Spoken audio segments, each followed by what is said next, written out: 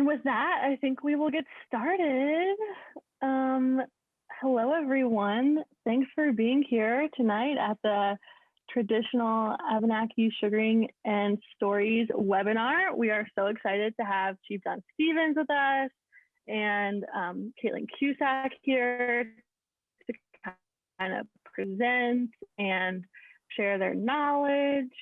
I'm going to go ahead and get started with just a little bit of Zoom information.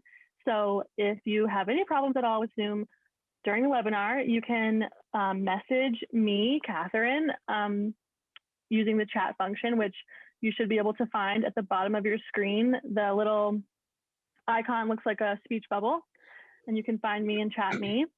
Your mics and cameras are off, so don't worry about anyone seeing you or hearing you. We cannot. If you want to ask a question, please put the question in the Q&A function and not the chat, because the Q&A function helps us to organize and make sure we know which questions have been answered and which ones still need to be answered. And we can also reference those after the webinar to, continue to follow up if necessary. So that's a great way to ask your question. Let's see, the recording of this webinar will be available sometime tomorrow, Friday afternoon, on the Vermont Land Trust YouTube page. And I will also share the recording with Chief Don Stevens for your use. So you can share that and reference it again if you would like to. And we might reference some resources that we will follow up with later that you can use for further learning. So I think that is all the Zoom logistics. And again, if you need me, I'm here, and I will now pass the mic off. And Caitlin, just prompt me when you want me to take the screen down. Okay, great. Yeah, I think we're probably good to take our opening slide down, Catherine. And hi, everyone. Thanks so much for joining us tonight. My name's Caitlin Cusack. I'm here wearing two hats as a forester with the Vermont Land Trust, but also as a sugar maker. I've been sugaring with my husband for over 10 years after reading Helen and Scott Nearing's maple sugaring book. But really, the Nearings were hardly the first. We're here tonight because it was the Abenaki who were first to discover the sweet sap produced by sugar maple trees, and were the first to develop the process for condensing that sap into sugar. This is one of many significant ways that Native American knowledge, experience, and traditions have deeply influenced Vermont's history, culture, and economy. This land we call Vermont has been home to the Abenaki people, the Mohican people, and their ancestors and allies since the Paleo Indians first arrived here, hard to believe, almost 13,000 years ago. When white settlers arrived, including many of our ancestors, they displaced, disrupted, and ultimately destroyed the settlements and villages of Indigenous people. The Abenaki and other Indigenous people have continued to live in this land and in our communities, oftentimes without revealing their ancestry and culture out of fear. Today, 4 tribes have achieved recognition by the state of Vermont. In 2011, the Elnu Abenaki tribe and the Nulhegan Abenaki tribe received recognition, followed a year later by the Abenaki Nation of Missisquoi and the Coassuck Traditional Band of the Sovereign Abenaki Nation. We are joined tonight by Chief Stevens, who represents one of those tribes, the Nulhegan. Many of you may already know or know of Chief Stevens. He's a well-known leader, educator, businessman, and writer. He was appointed to the Vermont Commission on Native American Affairs in 2006 for 2 terms where he served as chair, and has also served in the U.S. Army. So tonight, Chief Stevens is going to share for the first half hour or so, and then he'd like to open it up to your questions. So just a quick reminder, as Catherine had shared, please type your questions in the Q&A. And so Chief Stevens, on behalf of everyone here in Zoom land tonight, and all my colleagues at the Vermont Land Trust, we really appreciate you being here. And with that, I will turn it over to you. Well, thank you, Kwei. Greetings, everyone. I'll just make one small correction that I was chair for the 2nd term of the commission. I don't want to take something away from Mark Mitchell, who was the chair of the 1st commission. I was on both terms. So thank you very much for that, Caitlin. I I appreciate you asking me to come and speak to everyone tonight about our maple syrup story, and also how we traditionally did maple sugaring, and also some of the things happening today. I think it's only fitting that we start from the beginning. But before I do that, I just want to tell people that the screen that was up before you came in, or as you came in, was the sugar house on the Nulhegan Abenaki Tribal Forest up in Barton, that we acquired our tribal land in 2012 with the help of the Vermont Land Trust, Vermont Conservation and Housing Board, and also the Sierra Club and Open Space Institute. It was the first tribal land in 200 years owned by a tribe. So with that being said, I have to start from the beginning, like I had mentioned before. I don't know if you could pin me, Caitlin. We're seeing your screen, a blank screen with just your name on it. It's up to you. But either way. Chief Don, on my screen, I can see you fully. Great. Okay. So hopefully you can let us know in the chat if you are only seeing Caitlin and okay, people are seeing you. Awesome. Okay, that's fine. Okay, I'm seeing you right now. Thank you for checking in. Appreciate that. That's okay. No worries. It's all virtual world, right? So thank you, Caitlin. Catherine, I'm sorry. So in the beginning, when the creator came to the earth and Gluskapi was formed from the dirt of the falling dirt from the creator's hands, many spirits and things were created as part of our creation stories, which I'm not going to get into. But when Gluskapi wanted to create humans, and he also wanted in his own image, he created the stone people, which were laid down as mountains, and he also created the second humans out of the ash tree, because the stone people had no hearts. When he was done and he was tired, he fell asleep, and it created, through his dreams, the environment, the land, the animals, everything that we see today. So that's important because there was a balance. Everything were created through these dreams, and it left us in a cohesive way where we could speak to the animals and the trees, and we were interacted. Can people hear me okay? I see somebody in chat saying the sound is gone. Can people hear me okay? Yes. I'm hearing you. Okay. Seems like great. Most everyone else. I just wanted to check because I heard somebody saying their sound was gone. So I just wanted to make sure. Okay, thank you.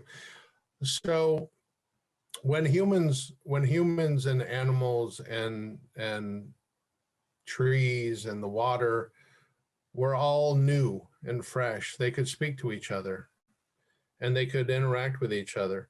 And part of the things that the creator had asked each one of those things is how they could help each other. Like we were made from the ash tree. So the ash tree, that's why we use black ash baskets. The birch tree helps us make our baskets as well. And the maple tree had given us what they could use, which was the pure sugar, the pure sap that flowed through them. So there was a finite amount of maple trees and a finite amount of people at that point who were living and working and playing together. And Gluskapi would check on people now and then. He would go from village to village and he would check on people. And one day he was going from village to village, and he came upon a village that looked kind of in disarray. And the fires were out. The place was in shambles. Leaves were all over the place. The houses were in disrepair. And he was wondering, where is everybody? He didn't know where they were. He called out to them, "Kwe kwe, nidonba." Like, "Hello, friends. Like, where are you?" And he got no answer. So he thought, well, maybe they're all out on a hunting trip. So he decided he would stay and wait. And he started a fire. And it started to get dark. And he waited and he waited. But then he started to hear some strange noise that were coming from the forest.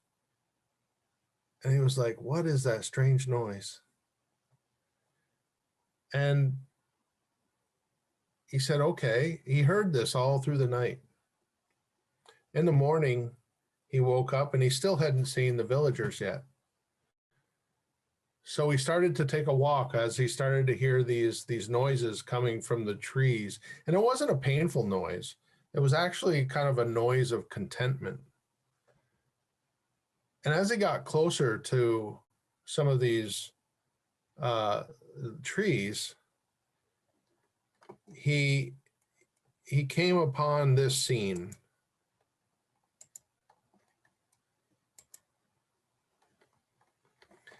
So he was walking through the forest and he came upon the Abenaki people laying under the trees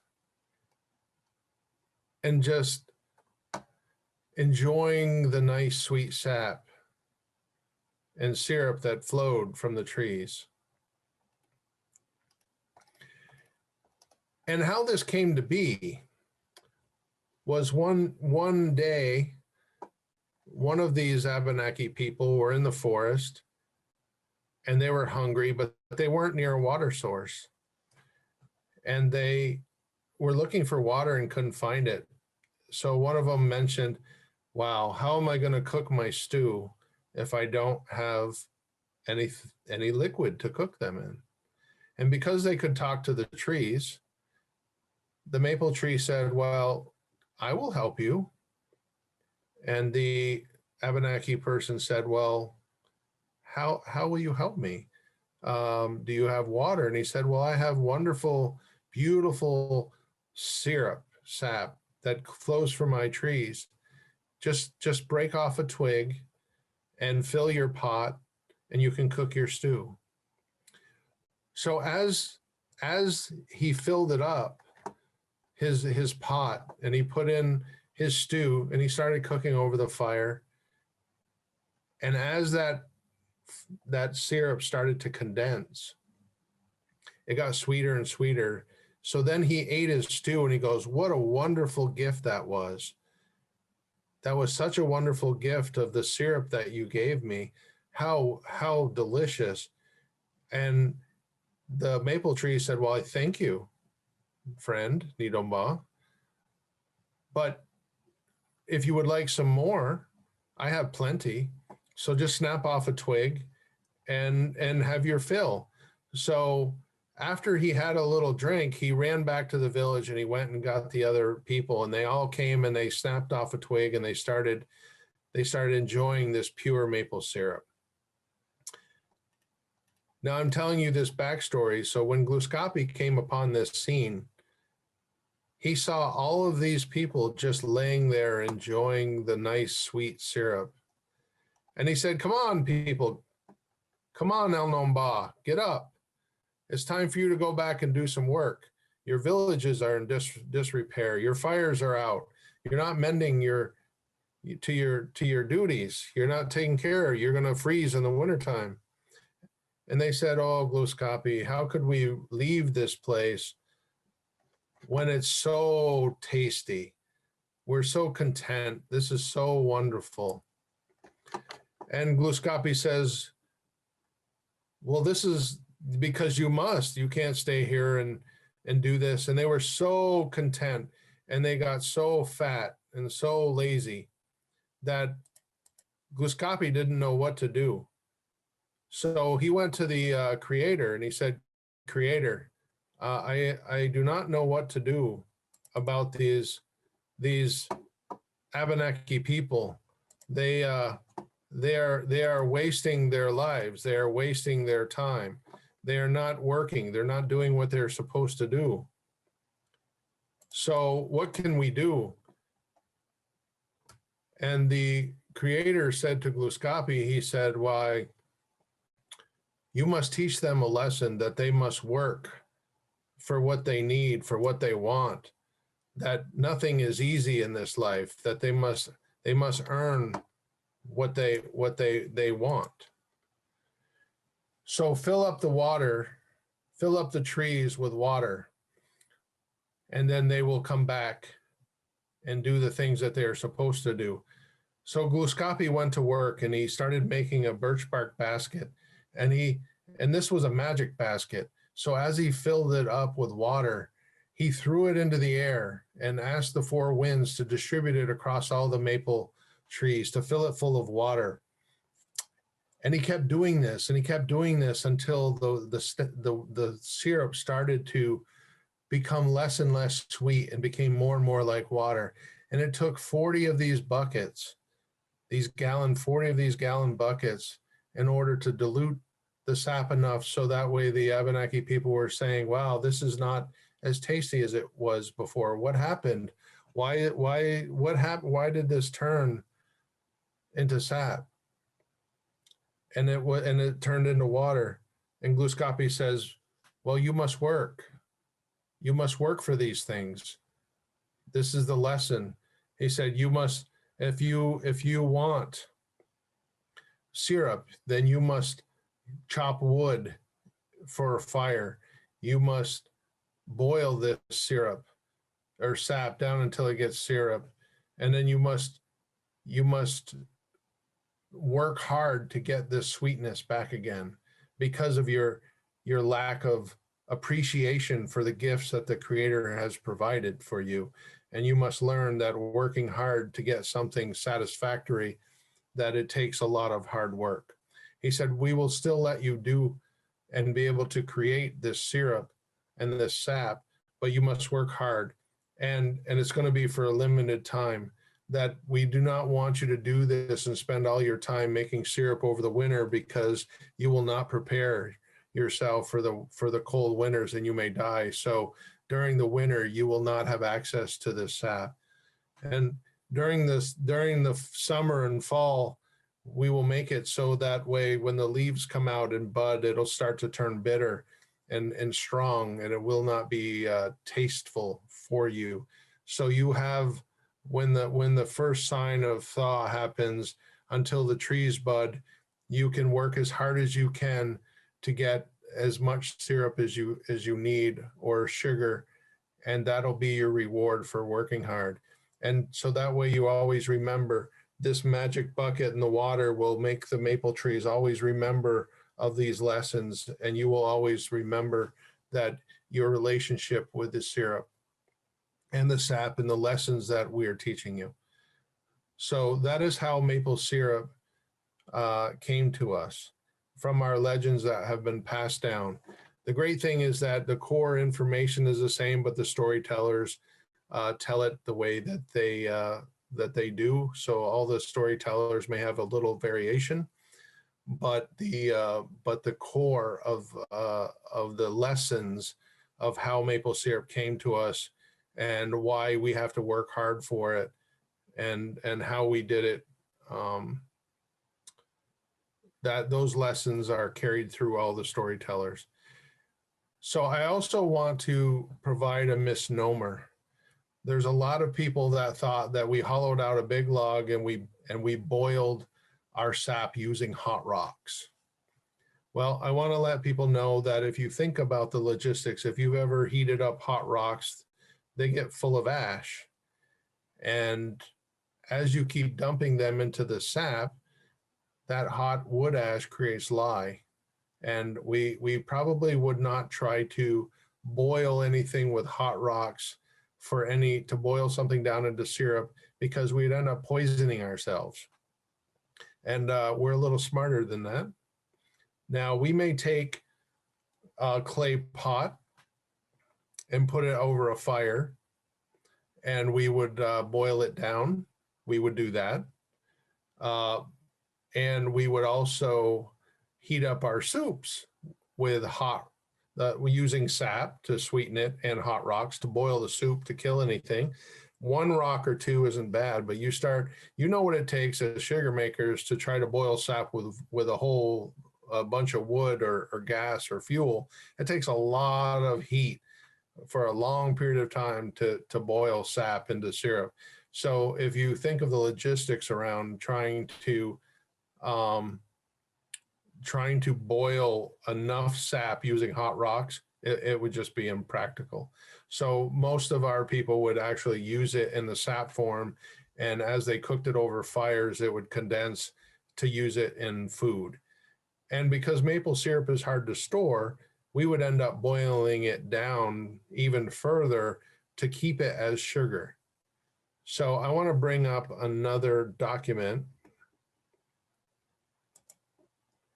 And I'm providing these documents in case of if anybody wants them. So this document was created by our tribal historian, Brian Chenevert. And it goes in talking about, it has a story in it as well. And basically tells there's 48 weeks. This is just the logistics of what it is. It's kind of things you already know about brass pots and about the rocks and the logs and the sap and the syrup. So what I really wanted to get to was the Abenaki records. Here are some of the first indications that Europeans found of Abenaki people. See, we're an oral culture. We didn't write things down. I mean, we've been here for 11 to 13,000 years. And these are part of our stories that have been handed down, our creation stories. But the Europeans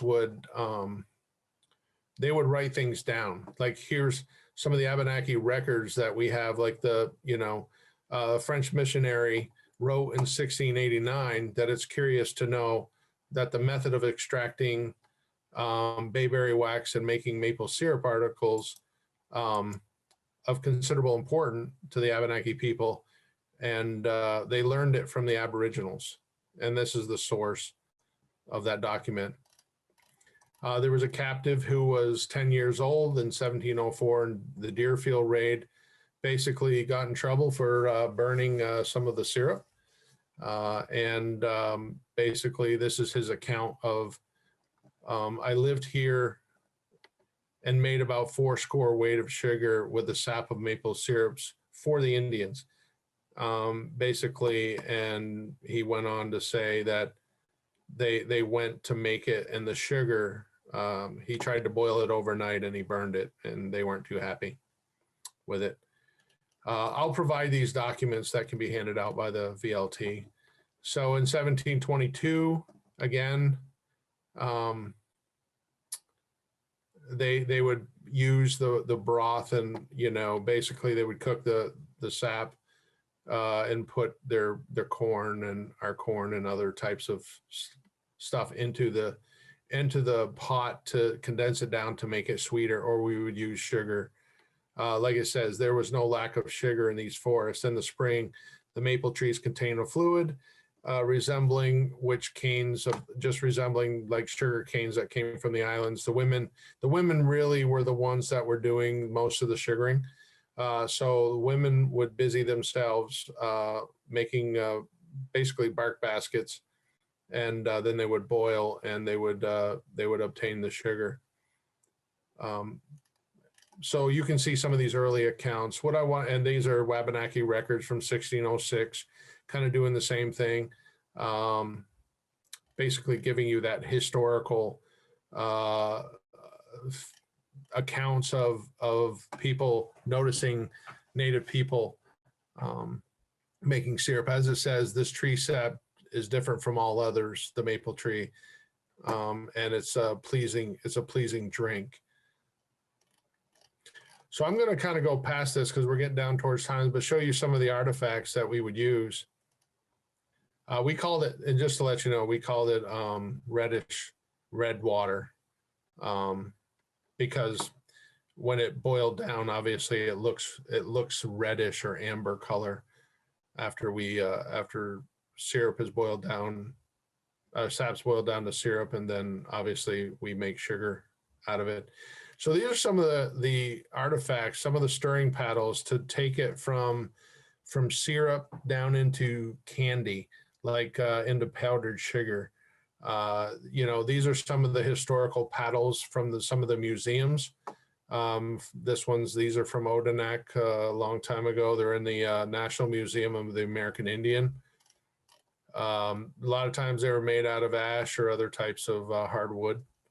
This is one from the Penobscots in Lincoln, Maine. This is a Mi'kmaq stirring paddle. And these are some of the sap buckets. As you can tell, they're very crude. We didn't need anything very elaborate to capture sap. We just needed something to contain in a bucket so they could be used really quickly. And this is at the Indigenous Heritage Center. And what we would do is we kind of use sort of like what you would do with reverse osmosis now. Basically, we would catch the sap during the day, and then we would let it freeze at night. And before it thawed out in the morning, we would, as you know, sap and water separate. So we would take the water from that collected sap and get rid of that, because that would be the freezing overnight would condense that sap towards the bottom, and we would remove all the water, the ice water on the top, and it would condense it before we put it in our pots to start boiling. Of course, we use clay pots to boil in over fires, and then we would kind of use like the modern day evaporator. We'd move it from one pot to another and keep condensing it until we got it to a point where we could put it in another area where people could use a paddle and condense it down until it got to candy without it burning. Well, I say candy, into sugar, which you could form into a mold. So these are some of the buckets. This is an old one from Northeast Kingdom that's in the Vermont Indigenous Heritage Center. Here's another one from the National Museum of American Indian Old Town. As you can see, they're pretty crude because they didn't have to be fancy, and they could be taken apart really quickly to remove the ice from the sap when we were trying to condense it. Here's some of the sugar molds. We would take a birch bark and we would fold it together and create little molds to carry the sugar, because these were waterproof, just like a paper cup. Basically, we would put the sugar in there, and then we would fold it up to keep it so it wouldn't spoil. If anybody's kept syrup out that hasn't been sealed well, you'll know that mold forms pretty quickly on it. So you can't keep it the way we do now for months on end when the open air gets to it, because it'll mold. So we would try to condense it as much as possible down into a sugar form, which would not have that issue. So here's some of the old molds. This one was collected in 1909. And what we would do is we cut the tree and we would put a splint in. We would cut a diagonal line on the tree and put one of these splints in order to put it so the water would run down the splint, or the sap would run down the splint and drip off into the bucket. And after, these were the early ones that we used.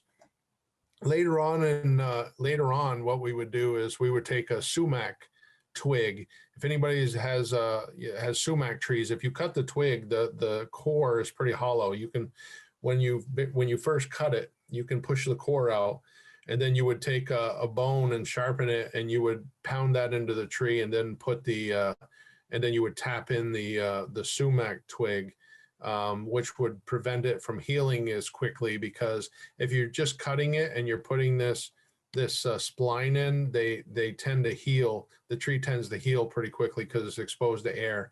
But if you use a sumac tree twig and remove the core and pound that into the tree after you hammer out a hole, then it prevents it. It helps preserve it from healing so quickly, and that came after these splines, or these spiles they call them. And then these were some of the ladles we would use for sugar spoons.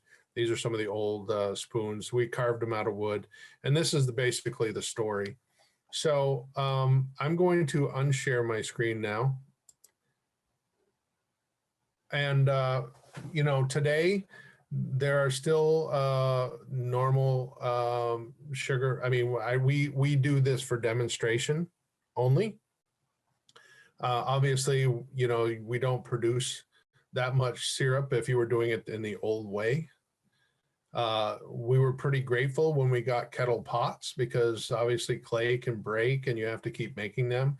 And sometimes big metal pots are easier to use over and over again and boil. So when the Europeans came and we traded for metal pots, it made sugaring a lot easier, obviously.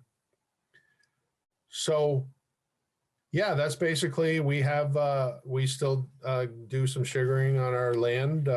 We lease our taps. We were doing it ourselves, but it got to be too much.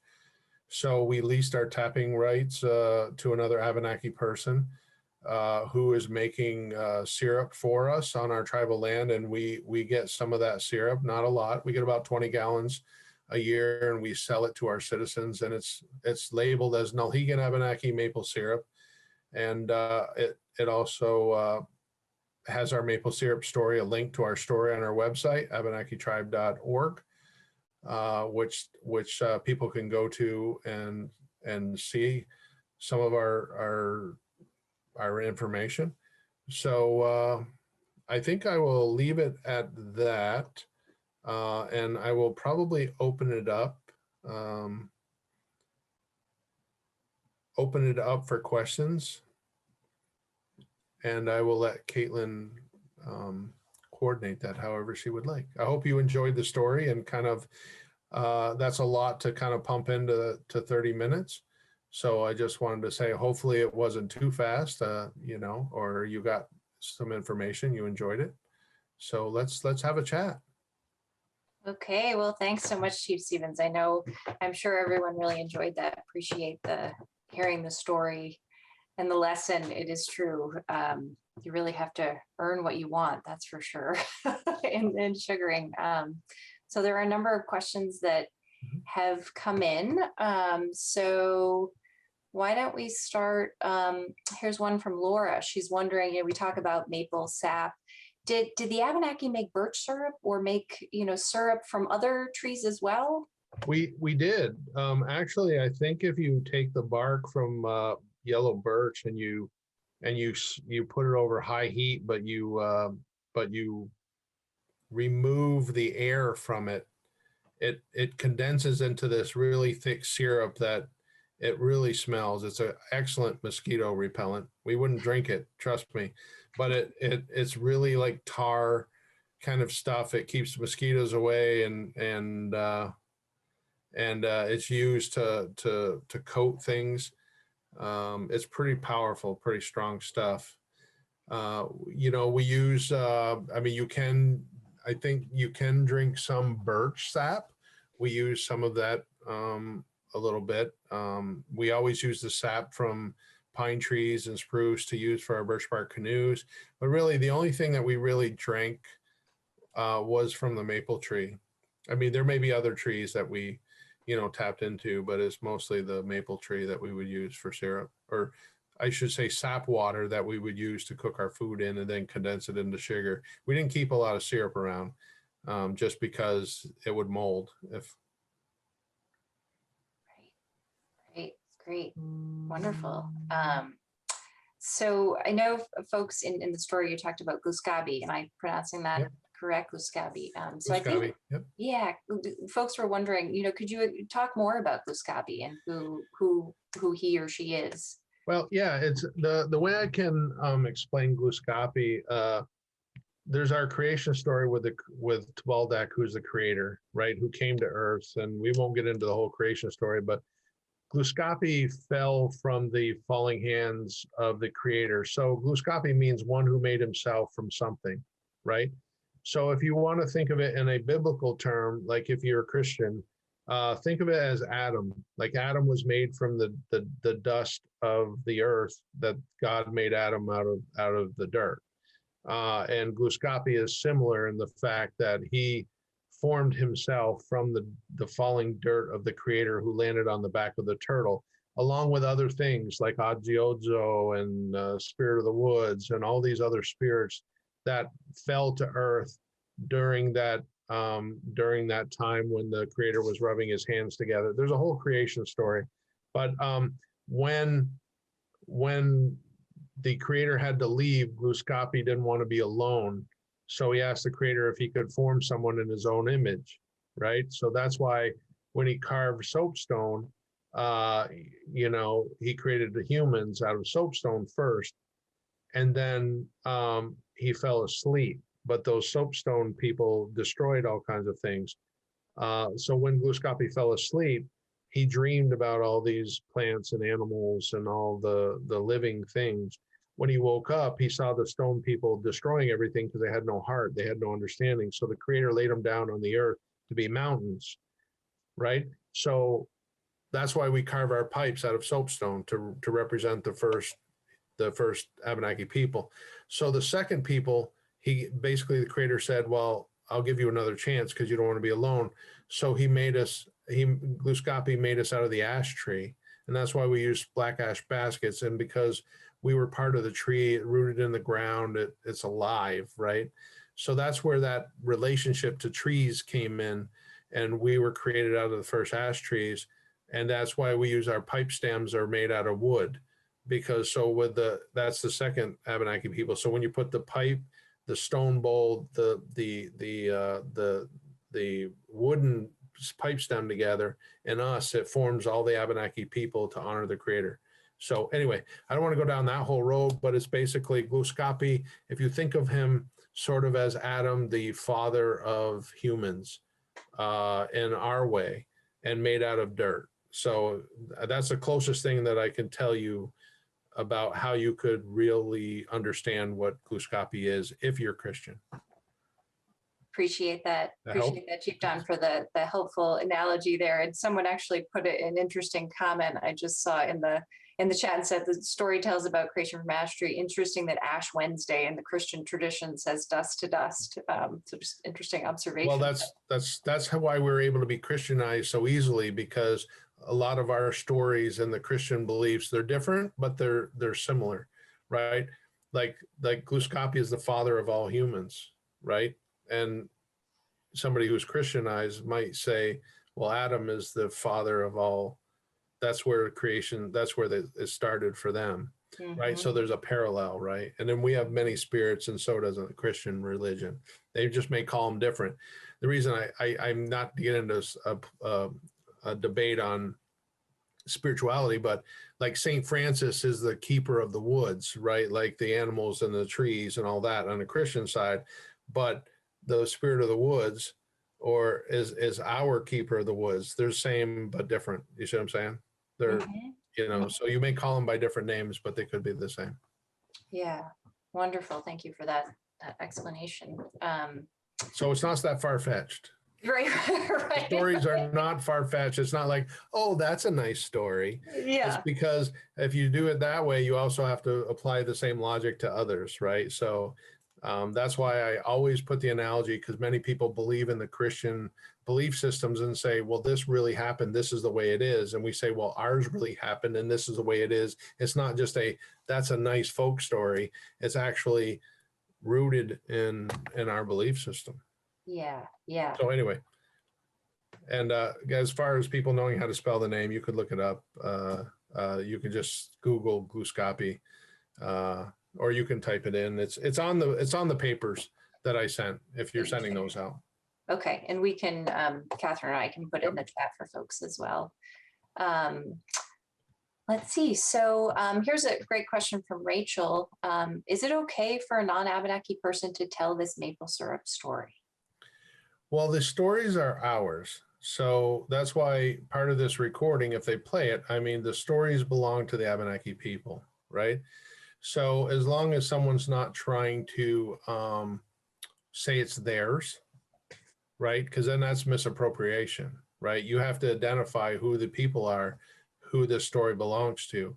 If you're saying this is an Abenaki story and this is what I've heard, then it's about education. I mean, you should always have Abenaki people tell their own stories. But I'm saying is if you're using it for education for children, you have the paper that was written by Abenaki people.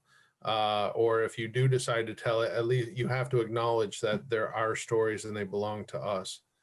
And not, say this, oh, this is my story, or you can't really like publish them or use them for any reason because they're ours. I mean, that would be wrong.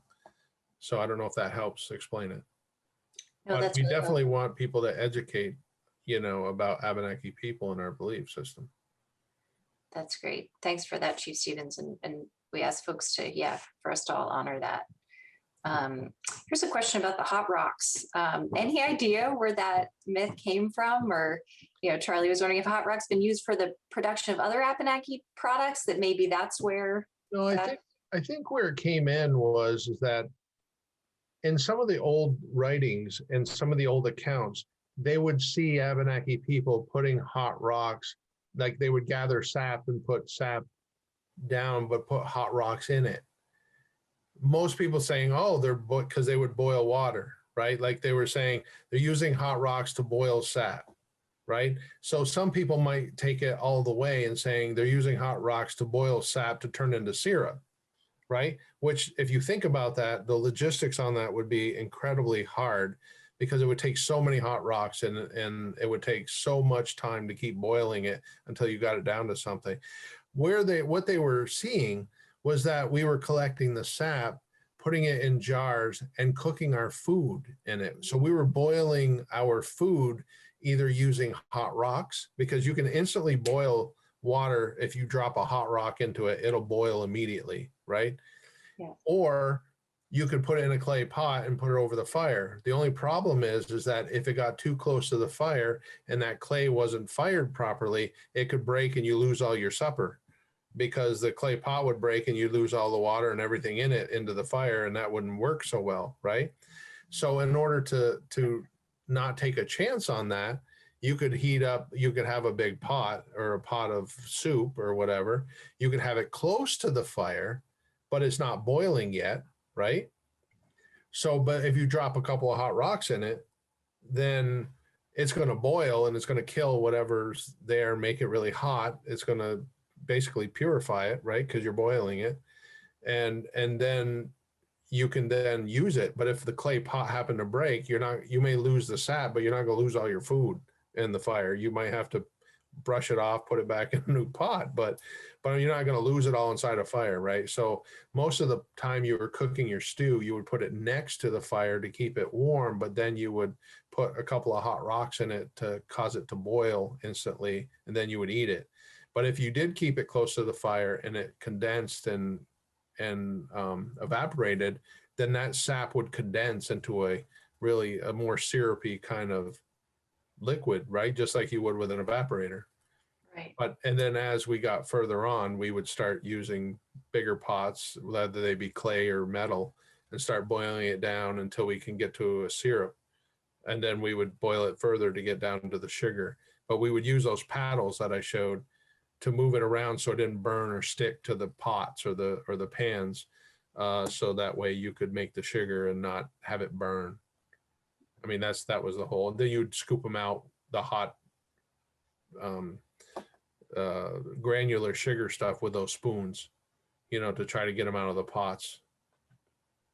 Cool. Yeah, no, fascinating. And so I know just a follow-up question to that was, it sounded like, using the sap for cooking food.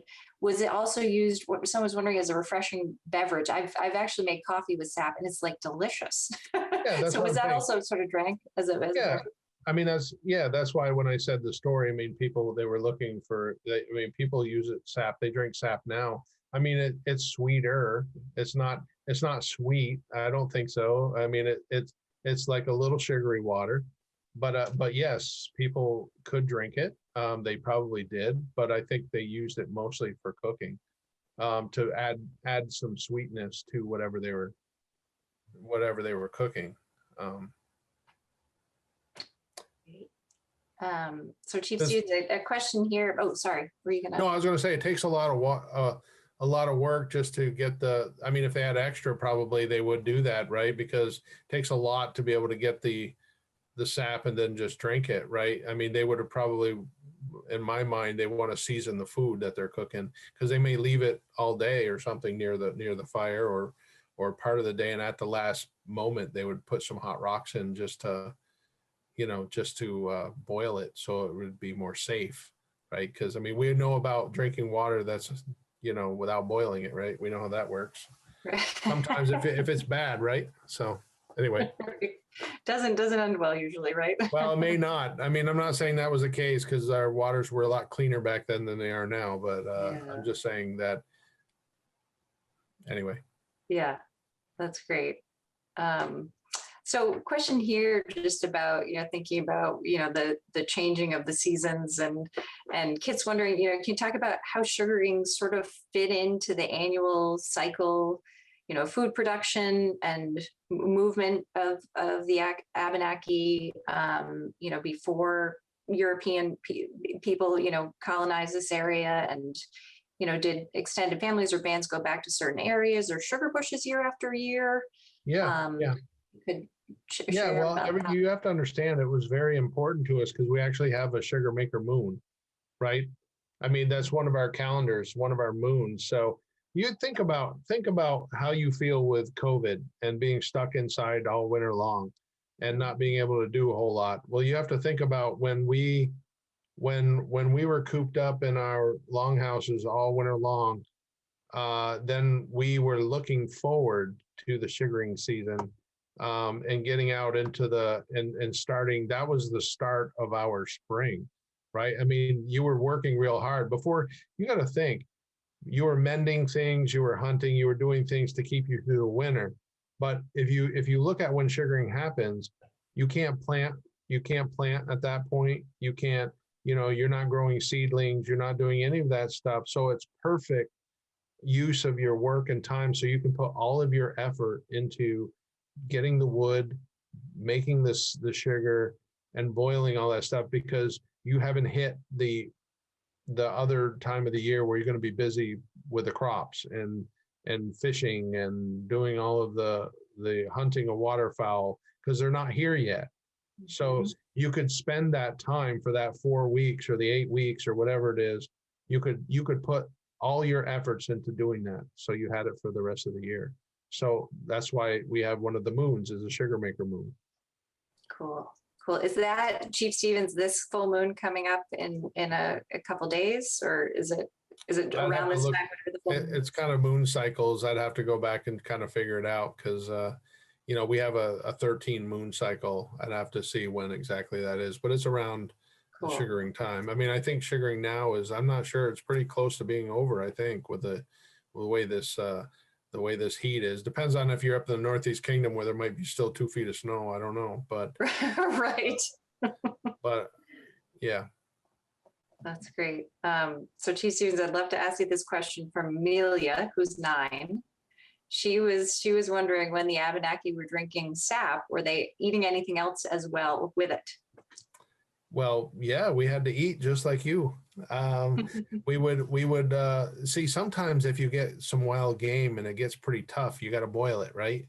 Just so you tenderize it. If your mother's ever put something in a crock pot all day and it comes out nice and tender and juicy, well, we did similar things. We would, but if we use sap, as it condensed, it got really sweeter. So we could drink sap just like other people do. I imagine people who were working hard that got thirsty might have drank some of it. But you have to think that during that time, that stuff was so precious that more than likely we were probably trying to save all we could to boil it down to make sugar or use it for cooking. Because think about the amount of buckets and time it would take to gather. It's nothing compared to what people are doing now, where they just put in a tap and they got buckets, large buckets. They got 4 to a tree and, you know, whatever, and they're collecting them all the time. Could you get that? Yes, but you have to have enough vessels to hold that in. So you'd have to make all kinds of big vessels to pour that in order to store it. We don't have the big 1,000-gallon tanks or the 250-gallon tanks to hold this stuff. So it would be quite the process, right? So it would be from bucket right to the clay pots to boiling to then trying to make sugar out of it. So we didn't have a lot of time, you know what I mean, to just you know, waste that precious resource, because we couldn't probably collect as much as what we do now. So it would be more scarce, right? I mean, you wouldn't get as much as we do today. Yeah, makes sense. I know folks are really curious about the vessels in particular, and curious about the clay pots. Like how were they made? Where did they come from? Is that like sort of Champlain Valley clay? Yeah, it'd be clay or stone. Obviously, soapstone is harder to carve, but it would last longer, but it could crack, right? Because soapstone holds heat a long time. That's why we make our pipes out of them, out of soapstone. We carve our pipes out of soapstone. So that holds heat a lot and it's easier to carve, but it takes a lot of work, right? So the clay would be taken like from the Little Platte or some other place where there's clay deposits, and then they wouldn't be like fired like in a kiln you would today. I mean, you would fire them in heat, obviously, into a fire. You know, you would heat those up, but they probably weren't as hardened as they are today. They were hardened by fire, right? By cooking in them, so they could break easier. So we would use clay from the stream beds, make our clay pots, and then we would fire them, and then you could use them for cooking or storing or making your stew. But if they broke, then you had to make a new one, or you had to, you know, so there was always people making those pots. And then that kind of answers why you would return to the same place over and over again. If you made these clay pots, you would store them there. So you didn't lug them all over the place, because we were nomadic. We would move from place to place. So we would tend to go back to those same locations for our family. If our family were in charge of that area, then we would stash our things we needed in those areas so we could have them the following year. And then you would try to maintain those. That's great. That makes sense. One person was wondering, they're like, gosh, soapstone seems really heavy. So did you, would you carry those, or it sounds like you would just leave them in different? Yeah, I mean, it's no different than today. If you have a winter home and a summer home, do you lug all your stuff with you? No, you would store it. That's why a long time ago, when we had like in our summer grounds, when we grew crops and we would store them there, Europeans who were starving to death would come and find our food caches of our corn and the stuff that we are storing for the winter. They would see them and they would take them, and then we would go back for them and we'd starve to death because we were counting on that food that we had put away for the winter, but we didn't lug that all over. We'd go back and get it as we needed. So we had a big storage area near those places we grew it. And then we would send people every so often to go like to the store and pick it up and bring it back. Right. We wouldn't lug those things all over the place because they'd spoil. They'd also, the logistics of it, we would keep those things stored in an area. And then as Europeans found them, they would raid them, and then we wouldn't have them to eat. So, and because we weren't there, we were in our winter grounds, then we didn't know that they were taking them, right? I mean, there wasn't native people usually have an honor system that we wouldn't take somebody else's stuff. But, we don't know, as people came across them that were Europeans and they were hungry, they weren't gonna leave them there. Actually, they even dug up some of our dead when they took some of that's been movies, that they would take crops that were buried with them, but anyway, we won't go down that road, but yeah. That's important to hear. Yep. Important to hear. And on that subject, Chief Stevens, how did the information about sugaring, how did that pass to the settlers?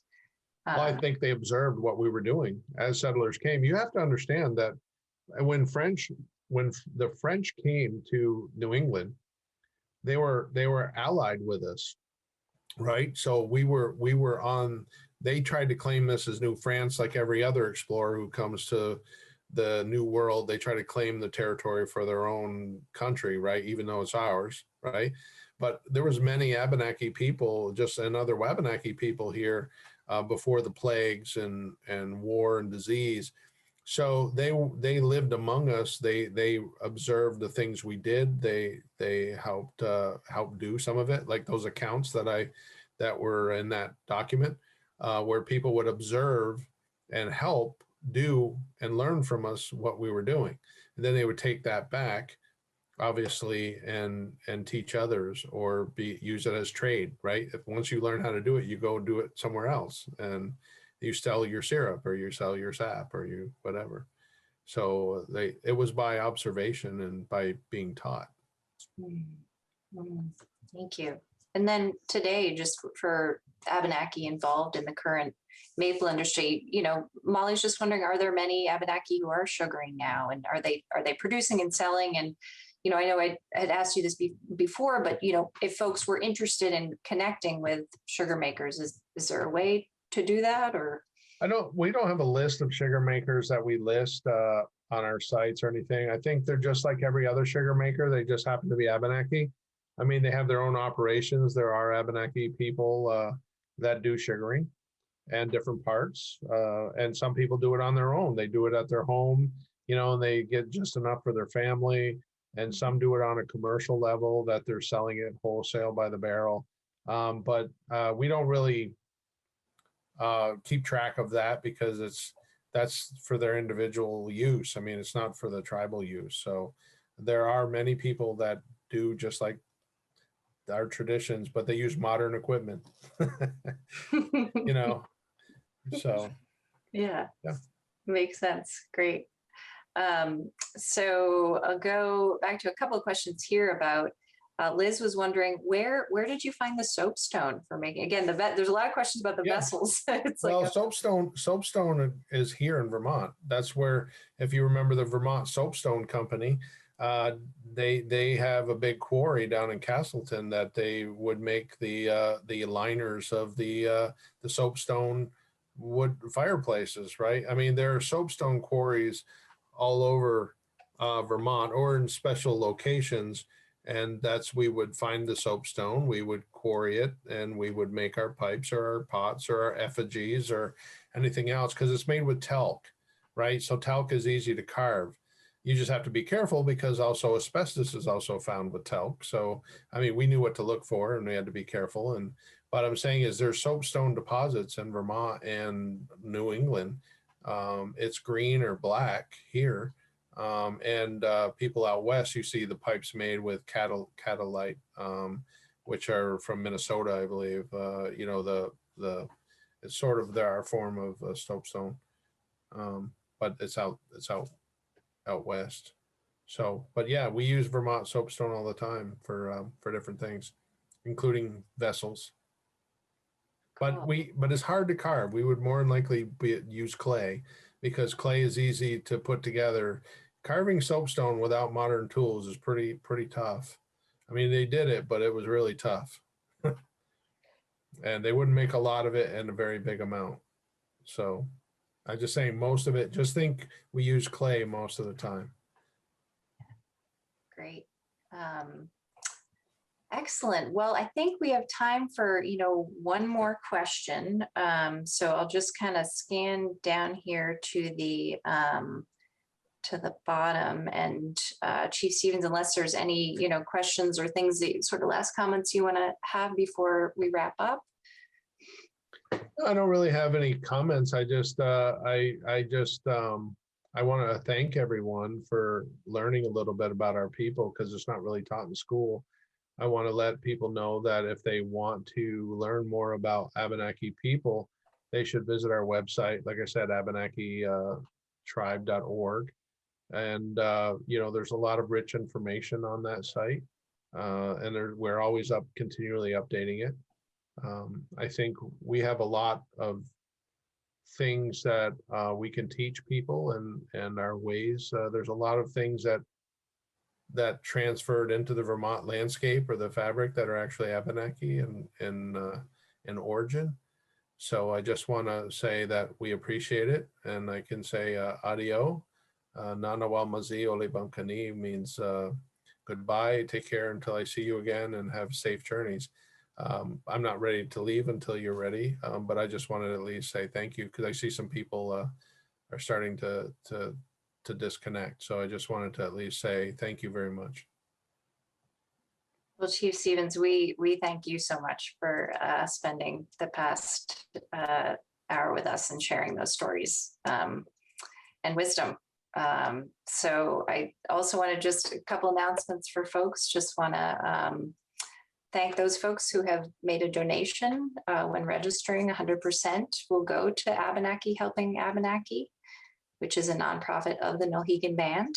And their mission is to preserve the culture, community awareness, charitable endeavors, and outreach of the Nulhegan Band. And so you'll see here up on the screen, if you would like to still make a donation, if you go directly to their website, you can donate there, or even better, where there aren't fees, if you want to send a check and made out to Abenaki Helping Out Abenaki, and so you can send it to Chief Stevens at his address there.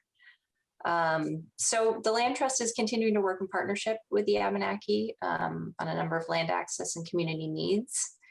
I hope you'll join us in this journey, tonight being a great night to begin to really learn about the Abenaki. And I hope you'll directly support them. So we'll send a follow-up email with a list of resources. We'll send the PDFs that Chief Stevens had shared. We appreciate you sharing that, Chief. And list of resources include the websites for all the 4 tribes, and other suggestions of organizations that Chief Stevens had mentioned, and some other resources. We also send a survey in that email, so we do take your feedback and thoughts to heart. So appreciate if you would take a couple minutes to share your comments. And I guess just as one final reminder, we did record the webinar, and so we will provide that link. But just to reiterate what Chief Stevens said, that these stories shared are Abenaki stories. And so they shouldn't be repurposed or reproduced without permission of the Abenaki. So we hope you took their meanings to heart, and thanks again, and have a wonderful evening.